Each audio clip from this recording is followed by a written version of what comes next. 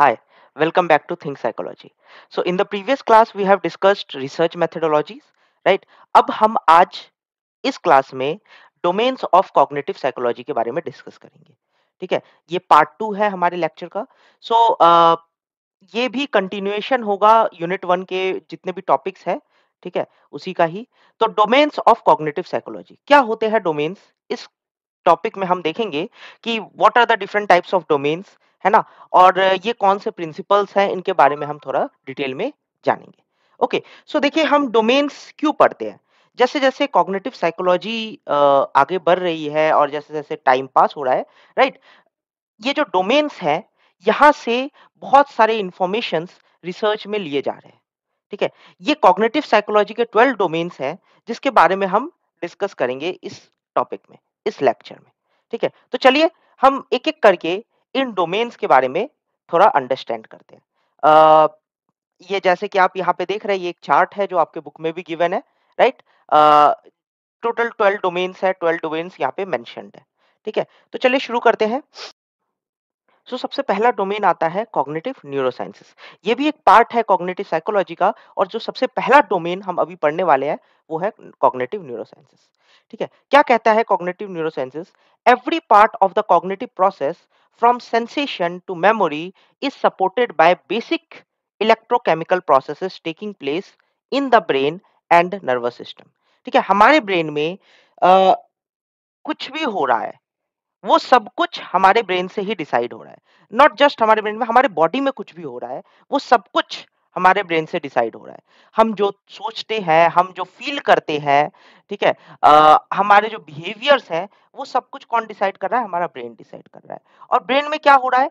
Brain में बहुत सारे नर्वस सिस्टम्स हैं, ठीक है? जो अलग-अलग इन्फॉर्मेशंस को परसीव कर रहे हैं एंड सिग्नल्स को ट्रांसमिट कर रहे हैं। अलग-अलग न्यूरोट्रांसमीटर्स है जो रिलीज हो रहे हैं, जैसे डोपामिन और डिफरेंट ट्रांसमीटर्स, राइट?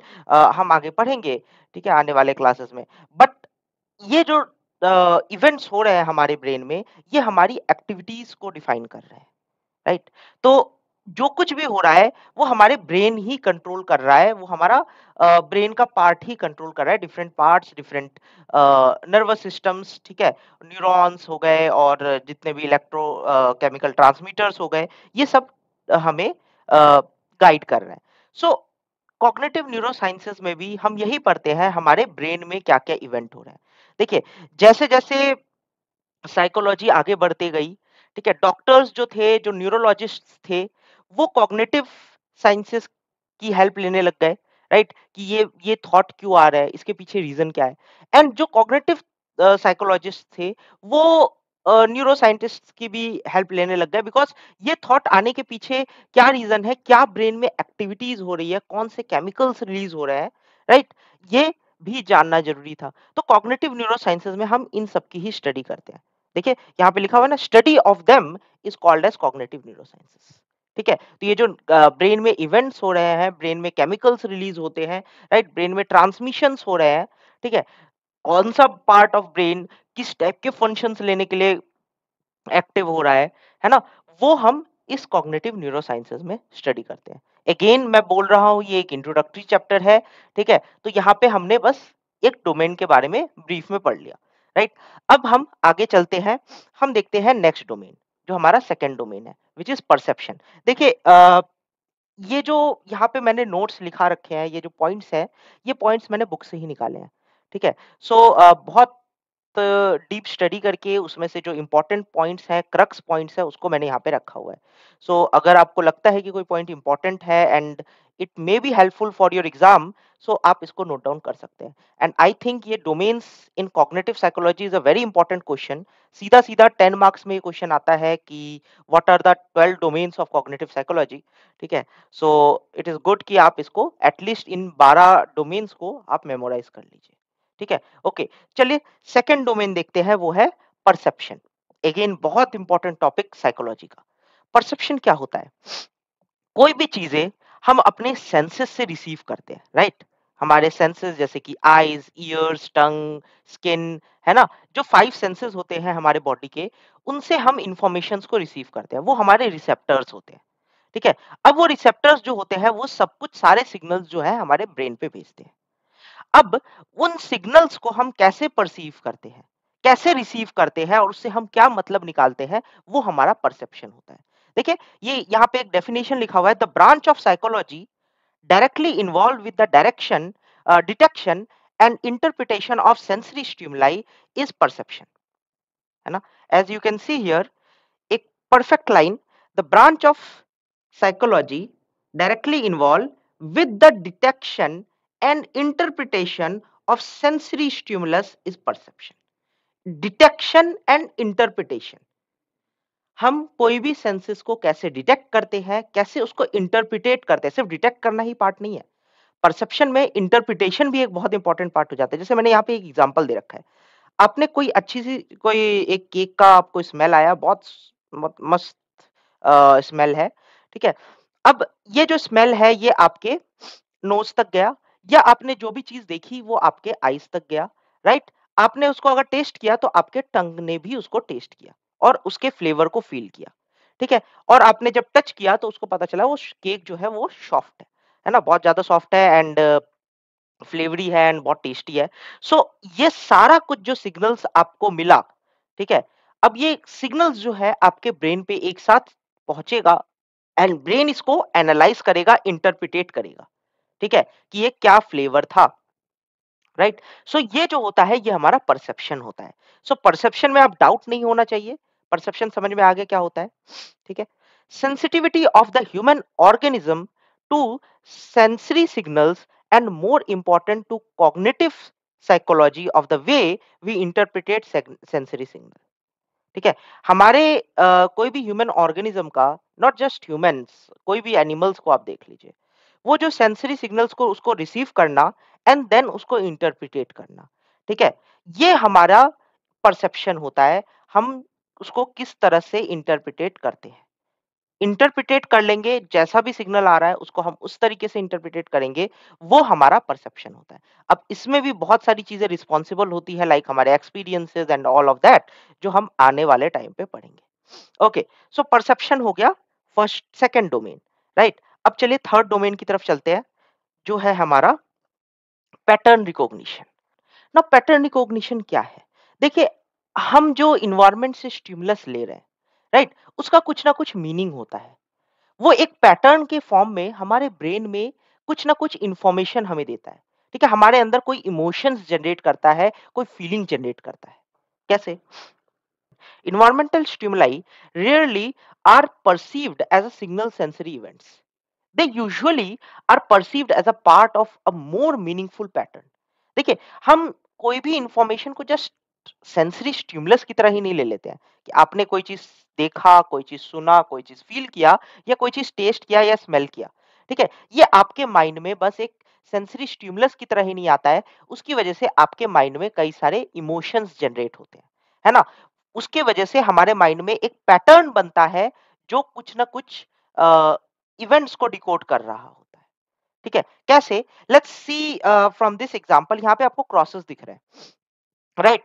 अब यहाँ पे मेरे को तो दो कलर्स दिख रहा है, ब्लैक एंड व्हाइट, राइट? और ये ब्लैक एंड व्हाइट जो है रोटेट होते हुए दिख रहा है, बट अगर आप इसको बहुत अच्छे से थोड़े से ध्यान से देखेंगे तो आपको एडिशन वाला साइन दिख रहा होगा, राइट? आइदर ब्लैक और आइदर व्हाइट, राइट? तो ये आपको एडिशन साइन कैसे दिखा? मेरे को तो यहाँ पे बस ब्लैक एंड व्हाइट ही है। 2 ही कलर आपको दिखने चाहिए एज़ अगर हम सिंपली सेंसेस पे रिलाई करें तो, है ना? बिकॉज़ ब्लैक एंड व्हाइट ही है और ब्लैक एंड व्हाइट रोटेट कर रहे हैं, राइट? बट ये एक पैटर्न बन गया जो एक क्रॉस का पैटर्न था। Let's take one more example. जैसे कि हम कोई चीज़ स्टडी करते हैं। जैसे कि यहाँ पे एक वर्ड लिखा हुआ है मेकअप, राइट? अब ये मेकअप जो है डिफरेंट डिफरेंट डिज़ाइन से बन के लिखा है ना? Different different paints, different different colours, patterns अलग-अलग है इसके। अब आपको सेंसेशन में क्या दिख रहा है? आपको सेंसेशन में कुछ लाइन्स दिख रही हैं, कुछ कर्व्स दिख रहे हैं, राइट? कुछ कर्व्स से आप कैसे ये आइडेंटिफाई कर ले रहे हैं कि यहाँ पे मेकअप लिखा हुआ है, राइट? आपने पहले उस कर्व को रिकॉग्नाइज किया अपने सेंसेस की हेल्प से, आपके आईज ने उस कर्व को एब्जॉर्ब किया, राइट? वो जितने भी कर्व्स एंड लाइन्स थे, देन आपके ब्रेन पे वो गया और ब्रेन ने उसको रिकॉग्नाइज किया कि ओह एक्चुअली दिस इज एम, है ना? ये है ए, ये है के, ये है ई, ये है यू और ये है पी। और फिर उसके बाद उसके कंबाइनली एक पैटर्न की तरह इसको कंबाइन कर दिया और इसका ये जो वर्ड बना ये मेकअप। अब मेकअप से आपके माइंड में कई सारे इन्फॉर्मेशंस जनरेट हो गए, कई सारी फीलिंग्स आ गई, कई सारे इमोशंस आ गए, राइट? तो हमारे एक्सपीरियंसेस, हमारे वे ऑफ इंटरप्रिटेटिंग पैटर्न्स ने हमें अंडरस्टैंड करने में हेल्प किया कि ये क्या है। अच्छा, एक और एग्जांपल लेते हैं। अगर मैं लेट्स से मैं कुछ चाइनीज में कुछ लिख देता हूँ यहाँ पे, एक कुछ वर्ड्स चाइनीज में लिख देता हूँ और कुछ साइन का यूज करता हूँ, जैसे कि मैंने ये साइन यूज किया या लेट्स से ये साइन यूज किया, ठीक है? और लेट्स से ये दो साइंस ही है, ठीक है? अ, तो अब जिन लोगों को पता होगा वो इन साइंस को आइडेंटिफाई कर पाएंगे, राइट? पैटर्न्स तो अभी भी आपको दिख रहा है, ये दो डंडे या ये कर्व एंड दिस अजीब सा साइन, ये वी जैसा साइन, राइट? तो पैटर्न्स तो अभी भी आपको दिख रहे हैं, आई मीन ये कर्व्स एंड लाइंस तो अभी भी आपको दिख रही है, बट इसका मतलब क्या है? ये वर्ड कौन सा है? ये लेटर कौन सा है? ठीक है? जनरली साइंस जो जिन्होंने पढ़ा होगा उनको पता होगा ये लैम्डा है, ये न्यू है, राइट? तो हम डिफरेंट पैटर्न्स को रिकॉग्नाइज कैसे करते हैं, वो अ, ये हमारा पैटर्न रिकॉग्निशन होता है। ठीक है? सेंसेस को लेना ही बस एक टास्क नहीं है, उसको रिकॉग्नाइज करना भी एक टास्क है। ठीक है? तो ये हमारा थर्ड डोमेन हो गया कॉग्निटिव साइकोलॉजी का। ओके, चलिए फोर्थ डोमेन के बारे में समझते हैं, व्हिच इज अटेंशन। अब ये भी बहुत इंपॉर्टेंट डोमेन है। ठीक है? क्या लिखा है यहाँ पे? It is evident that under normal circumstances we are also highly selective in the amount and type of information to which we attend, है ना? देखिए, जैसे-जैसे साइकोलॉजी आगे बढ़ी, तो इसके बारे में भी थोड़ा ध्यान दिया गया कि एक्चुअली हम जो चीज़ देखते हैं, जो चीज़ पर्सीव करते हैं, जो चीज़ हमारे सेंसेस देख रहे हैं, ठीक है, एक्सपीरियंस कर रहे हैं, हमें ज़रूरी नहीं है वो सारी इन्फॉर्मेशन हमारे ब्रेन तक पहुँचे। हम किसी पर्टिकुलर चीज़ों को ही अटेंड करते हैं, किसी पर्टिकुलर चीज़ों पे ही अटेंशन देते हैं। राइट? जैसे कि यहाँ पे लिखा हुआ है selectively selective in the amount and type of information to which we attend, है ना? हम सिलेक्टिव होते हैं कि कौन से अमाउंट ऑफ इंफॉर्मेशन को हम अटेंड करेंगे, कौन से अमाउंट ऑफ इंफॉर्मेशन को हम छोड़ देंगे, राइट? हम उसमें सिलेक्टिव होते हैं, है ना? किस टाइप के इंफॉर्मेशन को हम अटेंड करेंगे, किस टाइप के इंफॉर्मेशन को हम छोड़ देंगे, हम उसमें सिलेक्टिव होते हैं, राइट? कैसे होते हैं मैं अभी आपको दिखाऊंगा। ठीक है? सेकंड पॉइंट क्या कहता है? Our capacity to process information seems to be limited to two levels, sensory and cognitive. देखिए, हम कोई भी इंफॉर्मेशन को जो प्रोसेस करते हैं वो लिमिटेड होता है सिर्फ टू लेवल्स पे। कौन कौन से to levels? Sensory and cognitive. कैसे? लेट्स से आपको ये डायग्राम, ये एक फोटो दिख रहा है यहाँ पे आपके स्क्रीन पे, राइट? बहुत इंटरेस्टिंग फोटो है। एल्बर्ट ड्यूरर की ये पेंटिंग है और बहुत फेमस पेंटिंग है। इस पेंटिंग के बारे में अगर आपने जाना है, अगर किसी ने किसी को भी पता होगा इस पेंटिंग के बारे में, आप कमेंट सेक्शन में बताइएगा, राइट? बट ये पेंटिंग में आप बहुत सारे इंफॉर्मेशंस को मिलता हुआ देख रहे होंगे, राइट? बट इस पेंटिंग में आप किन चीजों को देख रहे हैं? आप अब जस्ट सोचिए इस पेंटिंग में क्या क्या आपको चीजें दिख रही है, राइट? और कौन से इंफॉर्मेशंस को आपने रिकॉग्नाइज नहीं किया, बिकॉज ये जो पेंटिंग है, राइट, जनरली अगर आप फर्स्ट व्यू में देखेंगे तो आपको एक एंजल दिखेगी जो बैठी हुई है and it she looks little bit sad. ठीक है? एक बच्चा है, चाइल्ड एंजल है, वो भी बैठा हुआ है and he is also looking little bit sadder, right? But यहाँ पे एक कुछ एनिमल है और काफी केओटिक लग रहा है ये, है ना? डेथ वेथ से कुछ ज्यादा रिलेटेड हो रहा है। बट आप सब के अपने-अपने परसेप्शंस होंगे इस पेंटिंग को लेके, बट इसमें बहुत सारे डिटेल्स जो है वो हिडन है। कौन-कौन से डिटेल्स हिडन है? लाइक मैं एक एग्जांपल देता हूँ, है, ये एक मैथमेटिकल टूल पकड़ी हुई है, राइट? जनरली फर्स्ट लुक में तो ये डेथ की एंजल लग रही है, राइट? बट यहाँ पे ध्यान से अगर आप देखेंगे, इस फोटोज में आपको बहुत सारे स्मॉल-स्मॉल टूल्स दिखेंगे। लुक, लुक, है ना? तो जनरली ये जो एंजल यहाँ पे है, इनको ये इस पेंटिंग का नाम है Melencolia. You can see written here Melencolia, जो ड्रैगन एक सन के हॉरिज़न से निकलता हुआ आ रहा है, राइट? एक सन है और ये I think end of the world है ना? और यहाँ पे टाइम के बारे में भी लिखा हुआ है। देखो यहाँ पे टाइम भी दिखा रहा है, राइट? कि टाइम जो है वो डिक्रीज़ हो रहा है। एंड इस एंजल को मेलानकोलाई एंजल आई थिंक कहते हैं because which is the angel of science and mathematics, क्योंकि कई सारे टूल्स आप यहाँ पे देखेंगे जो साइंस एंड मैथमेटिक्स से रिलेटेड है, राइट? अ, आपको ये वेइंग मशीन भी दिख रहा है, कुछ बेल्स भी दिख रहे हैं, और ये देखिए mathematical number cipher, which is generally हम कह सकते हैं कि ये 4 इंटू 4 ग्रिड मैजिक स्क्वायर है, राइट? यहाँ पे जो आपको ये जनरली फ्रीमेसन्स जो होते हैं वहाँ पे उन्होंने इसको जनरली सबसे पहले निकाला था, राइट? एंड यहाँ पे आप देख सकते हैं कि ये जो स्क्वायर है, जनरली मैजिक स्क्वायर बोलते हैं बिकॉज़ इसके जो नंबर्स है ये इसके काफ़ी ज़्यादा रेलेवेंस है। If you study deep into it, अभी तो हम इस पे डिस्कस नहीं करेंगे, बट अगर आप इसको पढ़ते हैं तो इसमें बहुत कुछ आपको जानने को मिलेगा। जैसे कि ये आप ये स्टोन को देखिए, काफ़ी ज़्यादा सिमेट्रिकल है, काफ़ी ज़्यादा मैथमेटिकल है, ठीक है? मेसन्स, और यहाँ पे एक फोटो भी जनरेट हो रही है which is something I don't think Dürer ने किस एस्पेक्ट में बनाया है। देखिए ये सर्कल जो है काफ़ी ज़्यादा राउंड है and it has a very equal radius and all of that, ठीक है? और ये जो लैडर है ये ऊपर की तरफ जाता हुआ दिख रहा है, राइट? ये लैडर क्या डिनोट कर रहा है? ये डिनोट कर रहा है कि अ, जनरली आप नॉलेज की तरफ चढ़ने के लिए आपके पास अपॉर्च्युनिटी है एंड आप वहाँ जा सकते हैं, राइट? एंड बहुत बहुत सारे डिटेल्स है इसमें, अगर आप अच्छे से डीपली इसको स्टडी करेंगे। इस पेंटिंग की बहुत ज़्यादा स्टडी की गई है एंड ड्यूरर की जो ये पेंटिंग है बहुत ज़्यादा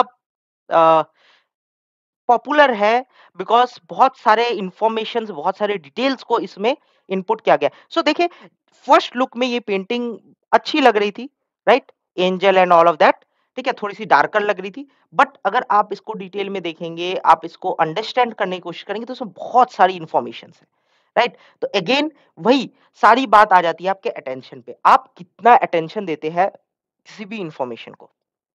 राइट? इस पेंटिंग को हम देखिए, आप मैंने इसको ज़ूम इन कर दिया है। यहाँ पे आप इज़िली अच्छे से अंडरस्टैंड कर सकते हैं। देखिए मैजिक स्क्वायर दिख रहा है, राइट? इसको अगर आप ज़ूम इन करेंगे तो there are several numbers written here, freemason numbers हैं, ये लेटर्स भी आई थिंक वही है। ना, ये नंबर्स ही है ना? और there are some mathematical tools, है ना? ये देखिए, कुछ मैथमेटिकल टूल्स है, राइट? तो बहुत सारे मैथमेटिकल टूल्स आपको यहाँ पे देखने को मिल जाएँगे। राइट, देखिए, ये देखिए सर्कल है and I think it is Oval, और बहुत बहुत डिटेल्ड तरीके से उन्होंने क्राफ्टली इसको बनाया है। देखिए कई सारे नेल्स भी दिख रहा है which is the symbol of mason mason community, जो मतलब घर वर बनाने का या जो भी क्राफ्टमैनशिप का काम है। और आई थिंक मेसन कम्युनिटी ऐसी कम्युनिटी है जिसने अमेरिका को बिल्ड किया था, राइट? तो तो it's a very big deal. और यहाँ पे आपको पेंटिंग का नाम भी दिख रहा है, मेलनकोलाई, ठीक है? ये जो है end of the world horizon इसको हम कहते हैं, ठीक है? जहाँ पे जो end of the world show करता है। एंड एक स्टेयर है जो आपको लेके जा रहा है टुवर्ड्स नॉलेज एंड एवरीथिंग, ठीक है? तो इससे आप बहुत कुछ समझ सकते हैं। ओके, सो ये हो गया अटेंशन, है ना? अटेंशन अगर आप किसी चीज पे देते हैं तो आपको बहुत सारी इंफॉर्मेशंस मिल जाएगी, बट जनरली हम कोई भी इंफॉर्मेशन को परसीव करने के लिए, कोई भी इंफॉर्मेशन परसीव करते हैं, तो हम अपना अटेंशन जो है किसी फिक्स्ड पोजीशन पे ही रखते हैं। हम अपना अटेंशन डि जो रिक्वायर्ड इन्फॉर्मेशन होती है उसी के ऊपर रखते हैं, हम सब पे अटेंशन नहीं दे पाते हैं, है ना? अगर आप अपने सराउंडिंग में भी देखेंगे तो आपको जो चीज़ चाहिए होगी आपका अटेंशन उस पे जाएगा, रेदर देन कि आपको सब कुछ दिख रहा है, सारे इन्फॉर्मेशंस मिल रही है, बट अटेंशन सिर्फ कुछ इन्फॉर्मेशंस पे ही जाएगा। तो अटेंशन जो है वो एक इम्पोर्टेंट फैक्टर हो जाता है और इस पे बहुत डीप स्टडी की जा सकती है, बहुत अंडरस्टैंड किया जा सकता है कि क्या-क्या फैक्टर्स हैं। ओके, तो अभी हम इतने पे ही कंक्लूड करते हैं, आगे चलते हैं। नेक्स्ट डोमेन है हमारा कॉन्शियसनेस। ना व्हाट इज कॉन्शियसनेस, ये भी बहुत इंपॉर्टेंट फैक्टर है और बहुत बार आपने सुना होगा कि तुम्हारा कॉन्शियसनेस के अकॉर्डिंग चीजें नहीं हो रही है ना? और बी लिटिल बिट कॉन्शियस, है ना? ऐसा ऐसी चीजें बहुत बहुत बार आती है हमारे माइंड में। तो कॉन्शियसनेस क्या होता है? यहाँ पे एक डेफिनेशन लिखी हुई है। Consciousness is defined as the current awareness of external और इंटरनल सर्कमस्टेंसेस। अवेयरनेस होना, ये एक बहुत ब्रॉडर टर्म है। इसको प्रॉपर्ली डिफाइन करना इज लाइक बहुत बहुत डिटेल्ड वर्ड है ये। और इसका कोई पर्टिकुलर डेफिनेशन है नहीं। आज के टाइम पे भी। बट कॉन्शियसनेस को हम जनरली कहते हैं कि ये करंट अवेयरनेस है, ठीक है? Current awareness in the sense कि आप कितने अवेयर हैं अभी आपके करंट सिचुएशन से, ठीक है? जो भी आपको एक्सटर्नल और इंटरनल सर्कमस्टेंसेस की वजह से अ, चीज़ें हो रही है, उसकी वजह से आप कितने अवेयर हैं, राइट? वही हमारा कॉन्शियसनेस होता है। अवेयरनेस, ठीक है? अब ये जो डेफिनिशन था इसको कई बार रिजेक्ट भी कर दिया गया because rejected as being unscientific. इसको बोला गया काफ़ी अनसाइंटिफिक है बाय द बिहेवियरिस्ट्स। तो बिहेवियरिस्ट्स ने इसको बहुत अनसाइंटिफिक बोल के इसको रिजेक्ट भी कर दिया, ठीक है? बिकॉज़ अगेन कॉन्शियसनेस को आप सिर्फ अवेयरनेस से कैसे देख सकते हैं, है ना? तो ये काफ़ी ब्रॉडर टर्म होता है बट जनरली हम इसको कहते हैं कि एक अवेयरनेस है ना? चीज़ें को हम कैसे अवेयर करते हैं। जैसे कि हम एक एग्ज़ाम्पल ले सकते हैं टाइम। राइट। अ, आपके वॉच में कितना टाइम है वो आप अपने घड़ी पे देखेंगे, है ना? जैसे कि यहाँ पे अभी कितना बज रहा है? 10 आई गेस 8 10 10 बज के 8 मिनट, राइट? 10 बज के 8 मिनट है और ये क्या शो कर रहा है? 10 बज के 8 नहीं आई गेस 9 9 मिनट्स है। 9 8 पॉइंट समथिंग है, राइट एग्ज़ैक्ट चलिए 8 ही मान लेते हैं। 10 10:08 हो रहा है, ठीक है? अब 10 बज के 8 मिनट आपने जैसे ही इसको देखा, तो आपके माइंड में कई सारी इन्फॉर्मेशंस उससे रिलेटेड आ जाएँगी, है ना? कि ओह शिट 10 बज के 8 मिनट हो गए, अब मेरे को ऑफ़िस जाना है, राइट? या मेरे को कहीं खेलने जाना है, या मेरे को कोई वर्क है ना? ये चैप्टर मेरे को इतने देर में खत्म करना था, 8 मिनट ज़्यादा हो गए। ठीक है। सो आपने सिर्फ टाइम ही नहीं देखा, आपने जब ये टाइम देखा तो इसकी वजह से कई सारे रिपलिंग इफेक्ट हुए और आपके ब्रेन में कई सारे कॉन्शियस थॉट्स आने लग गए, ठीक है? तो कॉन्शियसनेस जो है उसी को कहते हैं कि आप कितना अवेयर है सिचुएशन से, आप के माइंड में किसी भी टॉपिक को लेके कैसे-कैसे थॉट्स आते हैं वो आपका कॉन्शियसनेस है, ठीक है? ओके, कहते हैं ना कि आप कॉन्शियस नहीं है टाइम को लेके। कॉन्शियस नहीं होना मतलब कि आपको फ़र्क ही नहीं पड़ता कि टाइम बीत रहा है तो उससे क्या इफ़ेक्ट हो रहा है लाइफ़ में, है ना? तो कॉन्शियसनेस होना कि टाइम का value, value of time, right? So सिर्फ टाइम के एस्पेक्ट में नहीं, हम बहुत सारे एस्पेक्ट्स में इसको अंडरस्टैंड कर सकते हैं। ओके, नेक्स्ट डोमेन आ जाता है हमारा मेमोरी। मेमोरी क्या है? Memory and perception works together. The information available to us comes from our perceptions, short term memory and long term memory। ठीक है? देखिए कोई भी इंफॉर्मेशन जो होती है, पर फर्स्ट ऑफ ऑल मेमोरी है क्या? मेमोरी जो है हम कोई भी चीज़ याद करते हैं ना, वही है मेमोरी ऑब्वियसली। ठीक है? हम कोई भी चीज़ याद करते हैं, हमारे ब्रेन में स्टोर हो जाता है, वो हमारी मेमोरी है, राइट? बट कोई भी इंफॉर्मेशन जो हमने देखा, ठीक है? उसकी वजह से जो इवेंट्स हुए, मेमोरी उस फॉर्म में बनती है। जैसे कि आपको स्क्रीन पे ये डॉग दिख रहा है, राइट? ये एक डॉग है ना? और ये डॉग जो है काफ़ी क्यूट लग रहा है, बहुत स्वीट सा डॉग है ना? अब तो ये आपने ये डॉग कैसे आइडेंटिफ़ाई किया? क्यों ये कैट नहीं है? क्यों ये हॉर्स नहीं है? क्यों ये बफेलो नहीं है? राइट? क्यों ये काऊ नहीं है? ये डॉग ही क्यों है? बिकॉज़ इसके 2 कान हैं, इसकी 2 आँखें हैं, है ना? और इसका नोज़ कुछ इस तरह का ठीक है? तो ये जो फैक्टर्स है, ये जो डिटेलिंग है ना? हम इसके लिए प्रोन हैं। कैसे? हमारा जो परसेप्शन है, वो कोई भी इन्फॉर्मेशन जब हमने फर्स्ट टाइम इसको देखा होगा, राइट? तो हमें जो इन्फॉर्मेशन मिली और किसी ने बोला होगा कि ये डॉग होता है, ऐसा डॉग होता है ना? ये जो है ये डॉग होता है, ठीक है? तो वो इन्फॉर्मेशन आपके माइंड में आ गई। अब जो आपका परसेप्शन आ गया, ठीक है? अब कभी भी वो आपके शॉर्ट टर्म मेमोरी में स्टोर हो गया, शॉर्ट टर्म से वो लॉन्ग टर्म मेमोरी में स्टोर हो गया। अब जब भी आप डॉग को देखोगे तो आप आइडेंटिफाई कर लोगे इंस्टेंटली विदिन अ सेकंड कि ये डॉग है, राइट? ये कैट नहीं है, ये एलिफेंट नहीं है, ये डॉग है, राइट? रीज़न?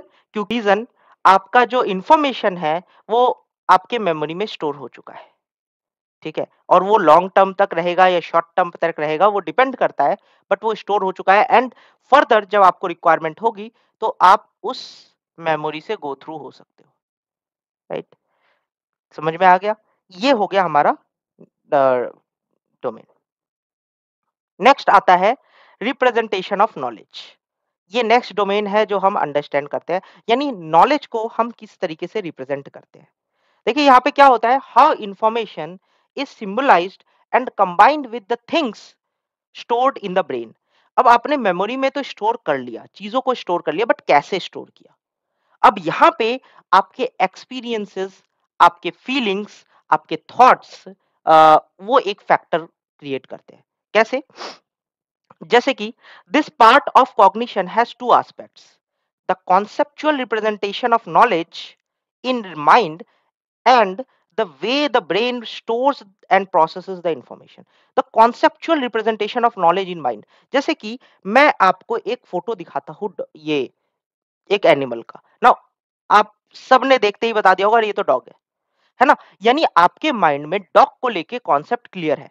आपके माइंड में ये क्लियर है कि आपका डॉग कैसा दिखता है, उसकी 2 कान होती है, उसकी नाक ऐसी होती है एंड ये कैट नहीं है, ये डॉग है, राइट? ये कॉन्सेप्चुअल रिप्रेजेंटेशन हो गया नॉलेज का। ठीक है? अब जो नॉलेज आपके पास है, अब the way brain stores and process the information, अब ब्रेन ने इसको कैसे स्टोर किया होगा और कैसे प्रोसेस किया होगा। जैसे कि आपने ये डॉग देखा होगा और ये आपको काफ़ी क्यूट लगा होगा बिकॉज़ ये बहुत ज़्यादा फ्रेंडली है एंड बहुत प्लेफुल है एंड सबने बोला, आपके जो कॉलीग्स थे या आपके एनवायरनमेंट में, आपके सोसाइटी में जो भी मेंबर्स होंगे, राइट? फैमिली में जो भी मेंबर्स होंगे, बचपन से उन्होंने बताया होगा, देखो कितना क्यूट डॉग है ना? ये बहुत क्यूट है, इसको होल्ड करो and everything like that, right?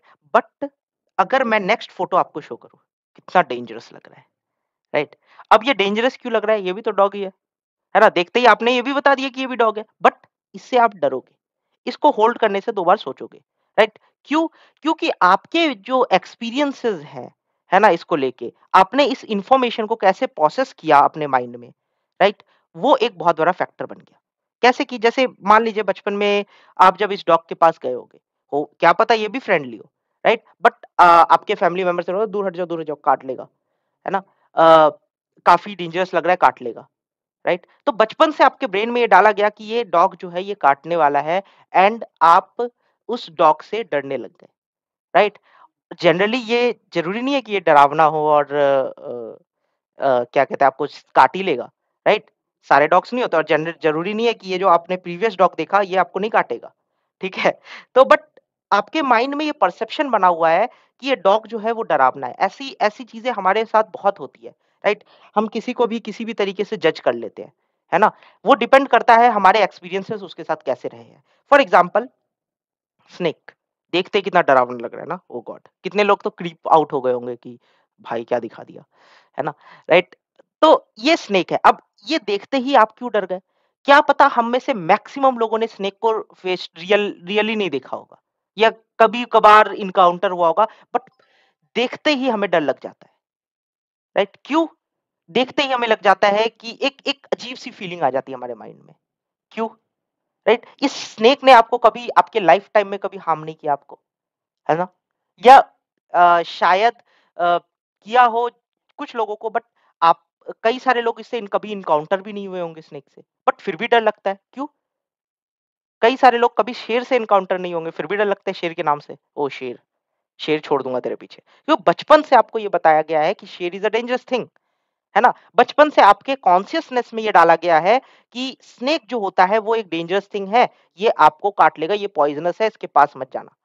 Right? बचपन से एंड फ्रॉम द बिगिनिंग आपके माइंड में ये परसेप्शन डेवलप हो गया, ठीक है? आपने इस नॉलेज को, इस स्नेक के नॉलेज को रिप्रेजेंट कर लिया किसके साथ? डेंजर के साथ। स्नेक जो होता है वो डेंजरस होता है, राइट? एंड फिर तो रेस्ट जो है वो तो हिस्ट्री है कि लाइक कभी भी स्नेक दिखेगा तो हम उससे कूदेंगे ही, या कोई नकली स्नेक भी आपके सामने रख देता है तो डर तो लगता है। कई सारे लोगों को मैंने कूदते हुए देखा है, बचपन में बहुत खेला करते थे, लोग वो डराते थे स्नेक से, है ना? वो लकड़ी वाला स्नेक या वो रबड़ वाला स्नेक जो होता था, राइट? सो ये स्नेक अब ऐसे ही कई सारी चीज़ों पे हम नॉलेज को, कोई भी इन्फॉर्मेशन को किस तरीके से रिप्रेज़ेंट करते हैं, वो एक बहुत बड़ा फैक्टर हो जाता है, राइट? हमने नॉलेज तो गेन कर ली, हमने उसको मेमोराइज़ तो कर लिया कि डॉग, डॉग होता है, बट उसको हमने कैसे रिप्रेज़ेंट किया है? क्या पता किसी की डॉग के साथ बहुत अच्छी मतलब मेमोरीज़ हो। है ना? एक अच्छा एक्सपीरियंस हो, तो वो डॉग के साथ अच्छे से सेटल हो सकेगा, अच्छे से लाइक फ्रेंडली वे में इंटरैक्ट कर सकेगा। बट जिनकी मेमोरी जो है वो बहुत खराब है, लाइक बचपन में किसी को किसी ने काटा होगा, है ना? किसी डॉग ने। तो अब उनकी मेमोरी जो है डॉग को लेके वो बहुत अनप्लेज़ेंट है, तो वो अब डॉग के पास जाने से रेज़िस्ट करेगा, डरेगा, राइट? हेजिटेट करेगा। So that is the representation of knowledge. आप नॉलेज को किस तरह रिप्रेजेंट करते हो, ठीक है। तो ये एक डोमेन हो गया। नेक्स्ट हम देखते हैं imagery. Now what is imagery? देखिए, imagery internal representation of knowledge. आप नॉलेज को अंदर कैसे रिप्रेजेंट कराते हैं, ठीक है। आप नॉलेज, अगेन वही है, रिप्रेजेंटेशन ऑफ नॉलेज, उसी का ही एक पार्ट हम कह सकते हैं इमेजरी, ठीक है। द मेंटल इमेज, ये देखिए बहुत इंपॉर्टेंट पॉइंट लिखिए, the mental image of the environment are formed in the form of cognitive map. हमारे ब्रेन में कोई भी मेंटल इमेज जो बनती है वो एक कॉग्निटिव मैप की तरह बनती है, एक वेब की तरह बनती है, ठीक है। मैं बताऊंगा कैसे।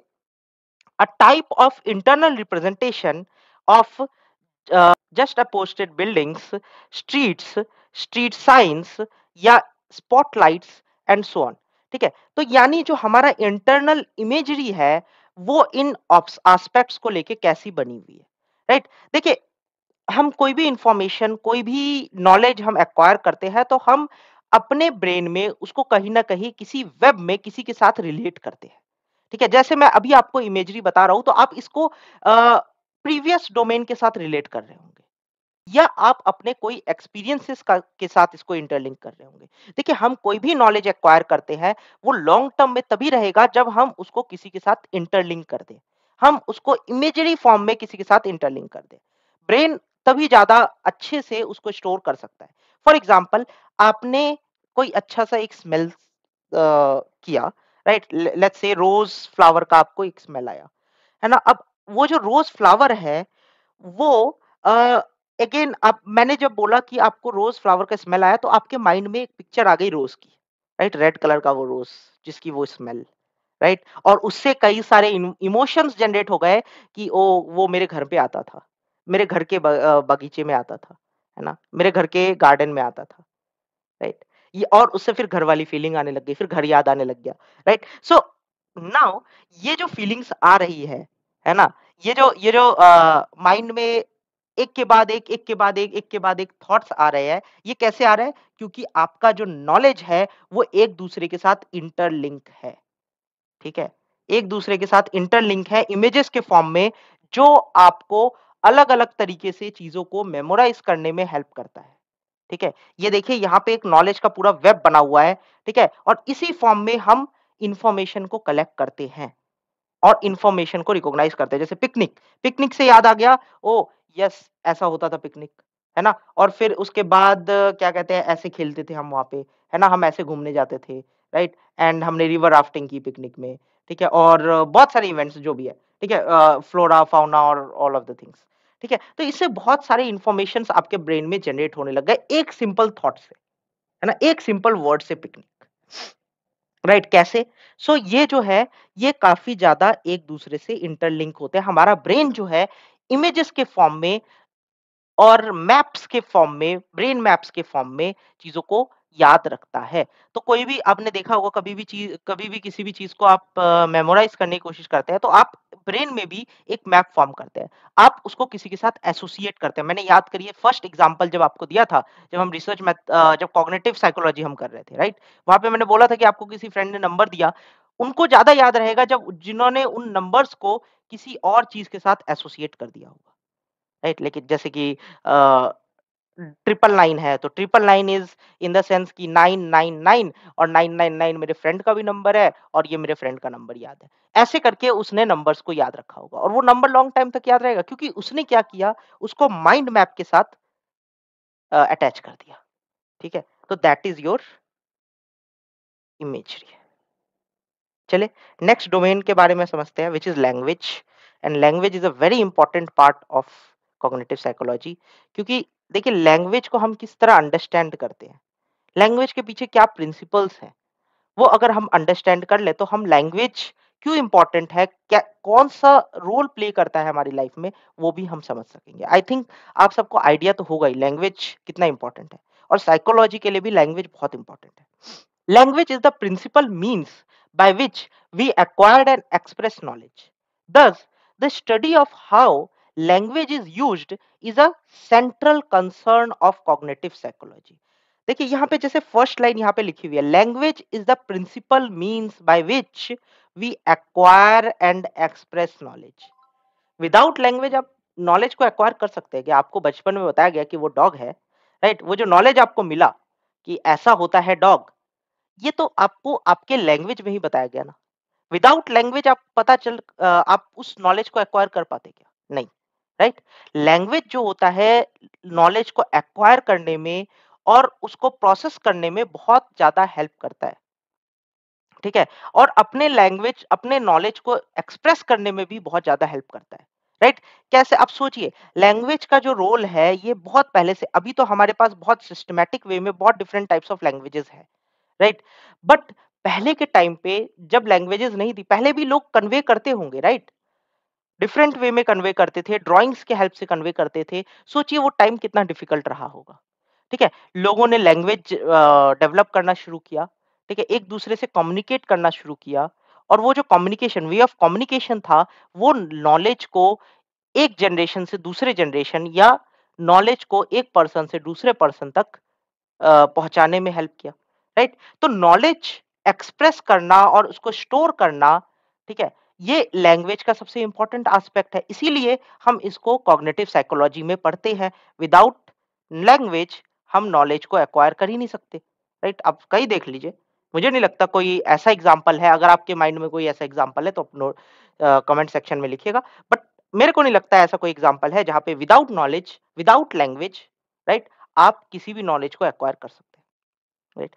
Language processing is an important components of information processing and storage, ठीक है? लैंग्वेज प्रोसेसिंग जो है एक इंपॉर्टेंट कॉन्सेप्ट है, राइट? कंपोनेंट है इंफॉर्मेशन प्रोसेसिंग का और स्टोरेज का, राइट? ऑब्वियसली हम किसी भी इंफॉर्मेशन को कैसे प्रोसेस करते हैं? आपके माइंड में कोई इंफॉर्मेशन मिली, आपने स्नेक को देखा, स्नेक को देखते ही डर लगा, माइंड में क्या थॉट आया? भागो।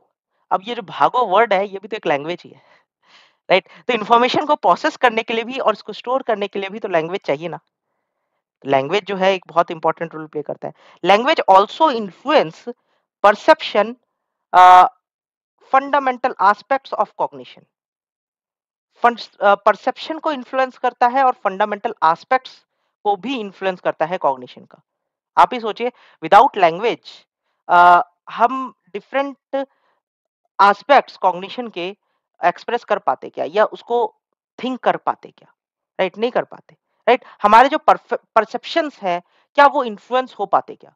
राइट? आपका कोई भी चीज को लेके कई सारे पॉलिटिकल परसेप्शंस होंगे, है ना? किसी भी पॉलिटिकल पार्टी को लेके कोई परसेप्शन होगा, आपको आपका वो परसेप्शन इन्फ्लुएंस हो पाता क्या विदाउट लैंग्वेज?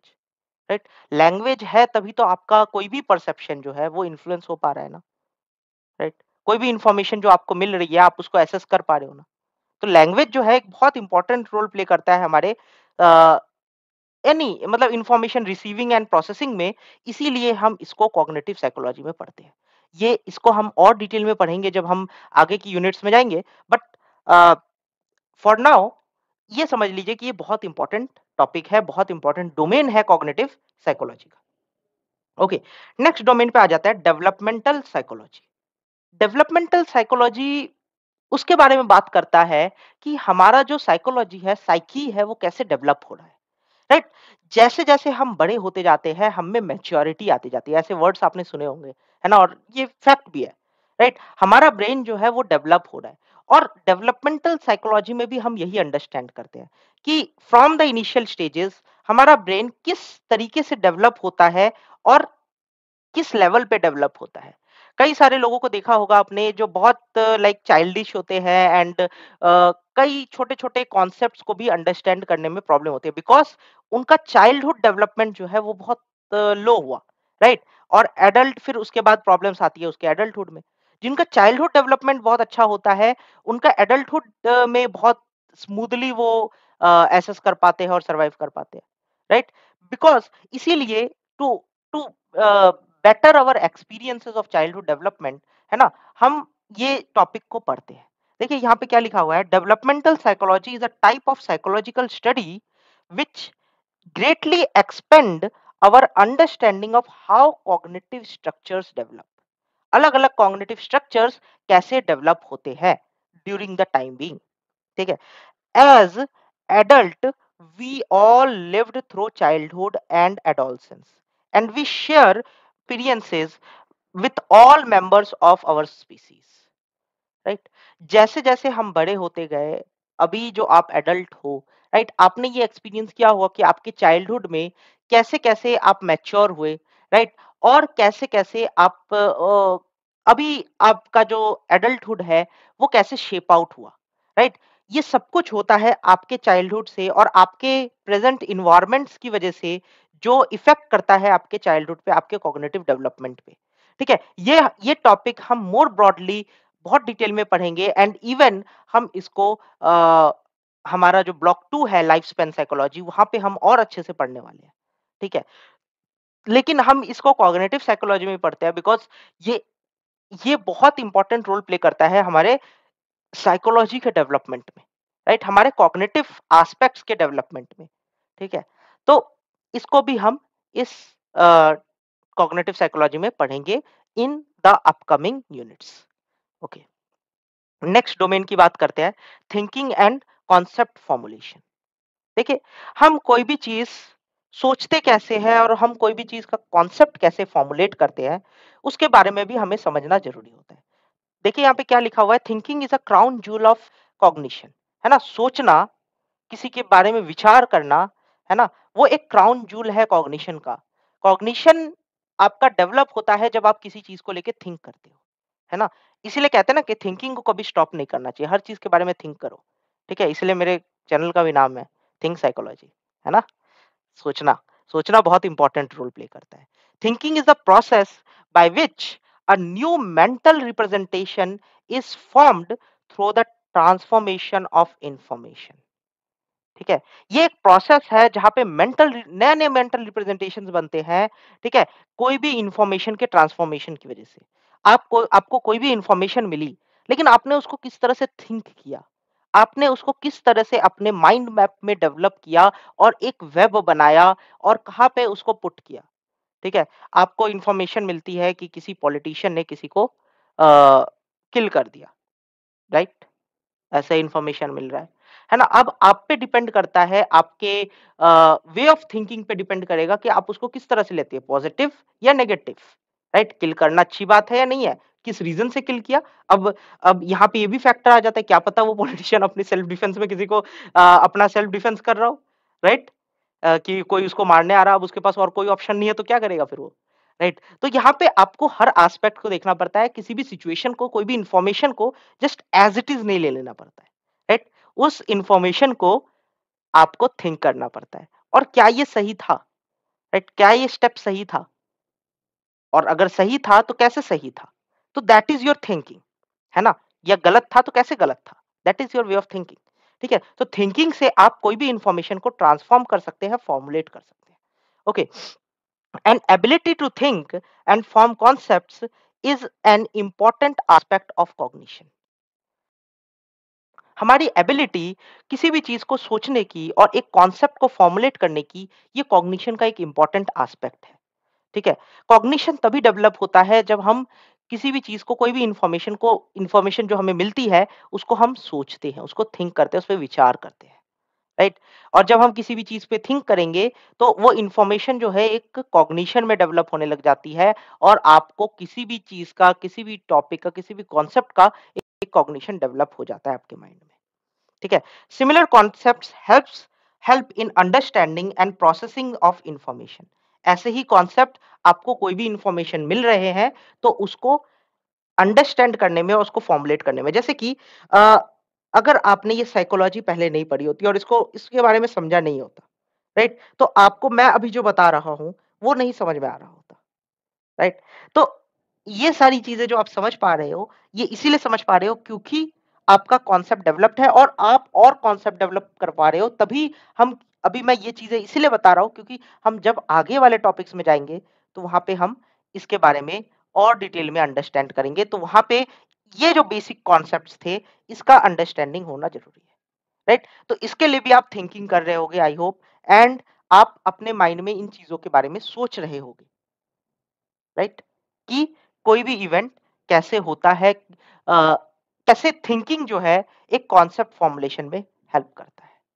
ठीक है, ओके, नाउ नेक्स्ट डोमेन की तरफ चलते हैं which is human and artificial intelligence. ये हमारा लास्ट डोमेन है, ठीक है? तो इसको भी थोड़ा-सा अंडरस्टैंड कर लेते हैं।